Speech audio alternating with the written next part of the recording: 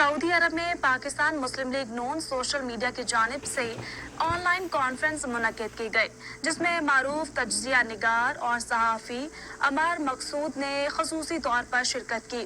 Conference में मौजूदा सियासी हालात और आइनी इदारों में बेजा मुदाखलत के पाकिस्तान की कौमी सलामती और मुआशरत पर असरात पर गुफ्तगू की गई। दारुल हुकूमत रियाद में पाकिस्तान मुस्लिम लीग नून की जानिब से मुनक्कदा करदा ऑनलाइन कॉन्फ्रेंस के शुरका से खिताब करते हुए मारूफ तज्जिया निगार और सहाफ़ी अमार मकसूद ने कहा कि इमरान खान इलेक्शन 2018 से कबल अवामी उम्मीदों को इस कदर बढ़ाएंगे जिनको पूरा करना मुमकिन नहीं था, जिसकी वजह से आज उन्हें के वादे उनके सामने चैलेंज बनकर खड़े हैं। मुस्लिम लीग नून रियाज के सदर खालिद अकरम राना और सदर सोशल मीडिया सायरा शम्स ने कहा कि पाकिस्तान की तारीख में इससे बदतरीन महंगाई और बेरोजगारी नहीं देखी।